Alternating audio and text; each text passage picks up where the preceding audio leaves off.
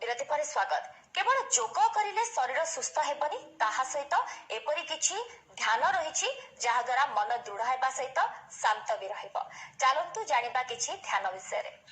नमस्कार दर्शक बंधु, आज आपनको सुस्थ सकाळ कार्यक्रम रे मु Nana sir life coach reiki grand master स्वागत करूछि। आपनकर सुस्थ शरीर पाई प्रकृति जेमिति व्यग्र हमर एही सुस्थ सकाळ कार्यक्रम मध्ये अति व्यग्र आपनको केते सुस्थ रखिबा चिंता करंतु। बहुत कम समय हम निज पाई दे थांती, बहुत कम लोक मते थांती जे अन्य मानक विषय चिंता करते।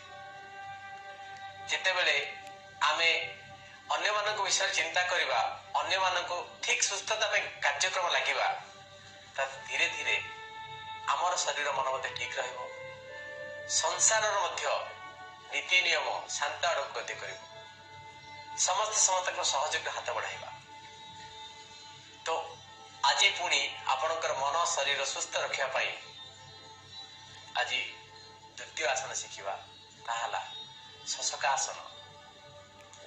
शशकासन रे आपनको बहुत भल काम करने को पड़ी थाए।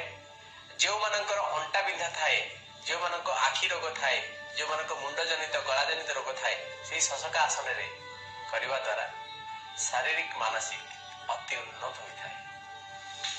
तो आसन अर्थ प्रत्येक समय पोस्चर को बॉडीर सब शक्ति को सहरण करवा, प्रत्येक शक्ति को खेली नवा। आमे जिते बेले शक्ति को खेली निउ, कौन सी जगह शक्ति स्टोर हो रुहे ना, जहाँ फल प्रत्येक ऑर्गन को शक्ति पहुंची थाए। जमिति प्रत्येक अंतःस्रावी ग्रंथ बा एंडोक्राइन ग्लैंड को शरीर मध्य रे प्रवेश होता है। एंडोक्राइन ग्लैंड बा अंतःस्रावी ग्रंथि मानकर शरीर अवक्षय क्षय जो आमको रोग होता है, मानसिक विकार होता है। आसन माध्यम रे से अंतःस्रावी ग्रंथ रे हार्मोन ठीक झड़ी थाए, रस ठीक झड़ी थाए, जहाँ फल शक्ति संचार होता है, शक्ति खेले होता है चतुर्दिग को, चतुर्पार्श्व को।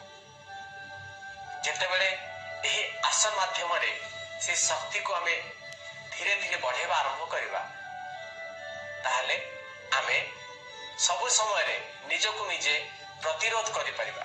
विभिन्न रोग, विभिन्न समस्या, हम शरीर भितर विभिन्न प्रकार अंग अछंती, सेमानक शक्ति अनंत अटे। से अनंत शक्ति को पाया पे आसन और जोग निहाती आवश्यक।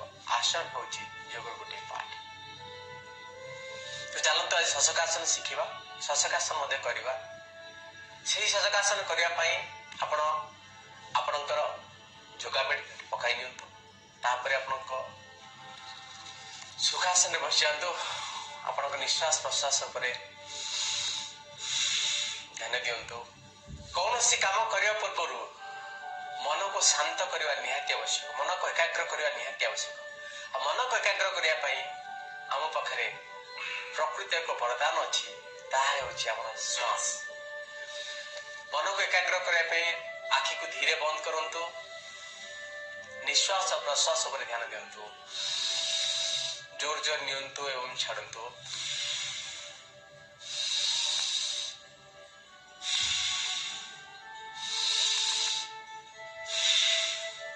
प्रकार 3 थर 5 थर कर सारा पर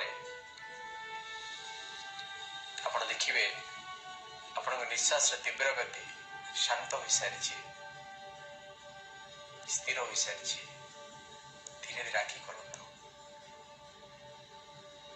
शशकासन करिया पई आपण आपणकर डाहाण गोड़ को प्रथमे पछ को धीरे धीरे जेमिति एही प्रकार,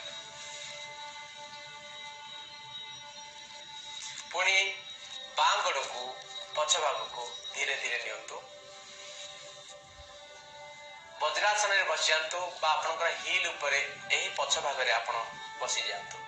हील ऊपर बसी गला परे आपण दुई हाथ को दुई आंठू पर रखंतु। लंबा निश्वास पुणी नियंतु और छाड़तु धीरे धीरे आखि खोलतु तीन थर पुणी करें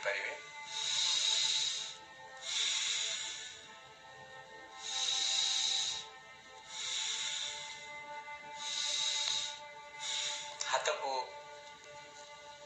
धीरे धीरे ऊपर आड़ को उठातु बुढ़ा आंगुठी को बुढ़ा आंगुठी सहित लगाई नियंतु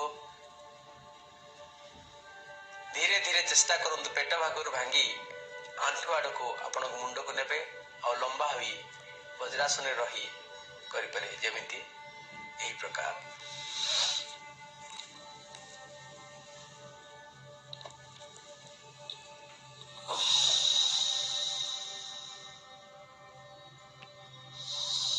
लंबा निश्वास और प्रश्वास ध्यान दिंतु यही प्रकार पोस्चर रे आपण निजको 10 ରୁ 15 सेकेंड रखंतु पुणी धीरे धीरे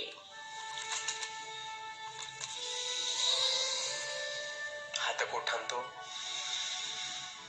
हाथ को उठाइबा समय निश्चय स्मितास्य दिंतु स्मितास्य करने द्वारा शरीर भितर प्रसन्नता आसी थाए पुणी से पोजिशन को जीवा शशकासन पोजिशन को धीरे धीरे आपण हाथ को आग को झुकई नियंतु ता सहित मुंड को मध्य झुकई नियंतु मस्तक को अर्थिंग करंतु बा मुंडिया मारिया पोजिशन रे निज को रखंतु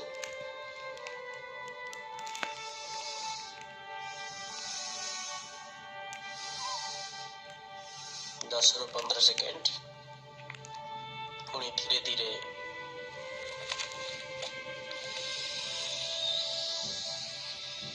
उठेवा आरंभ करंतु पुणी उठे करंतु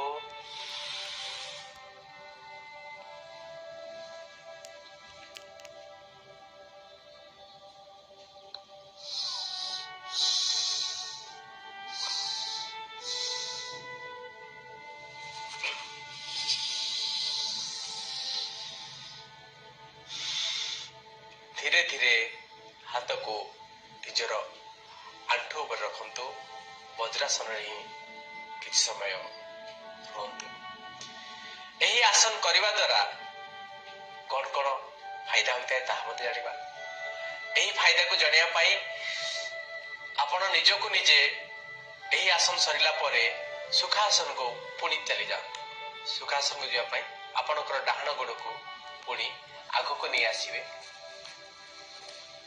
बाम गोड़ को मध्य आग को नहीं आसी यही प्रकार पोजिशन में बसिबे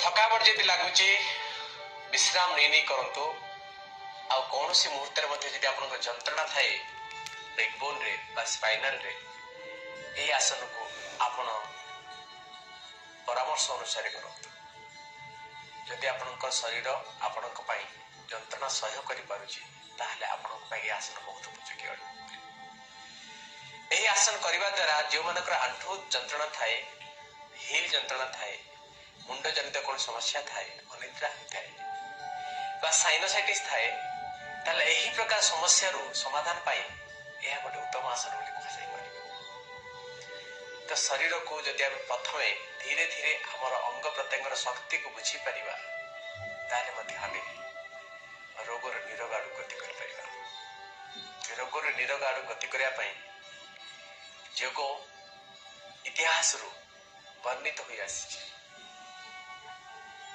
और अधिक अधिक आसन विषय जानिबा मन शरीर शुद्धिकरण पाई जोगर विभिन्न प्रक्रिया को आपणे नबा आपण सुस्थ सकाळ देखुथांतु आसंता अध्याय रे बहुत किछि और आसन विषय चर्चा करिबा आ प्रैक्टिकल करी मध्य सिखिबा आज धन्यवाद। ध्यान जोड़ी थाए आत्मा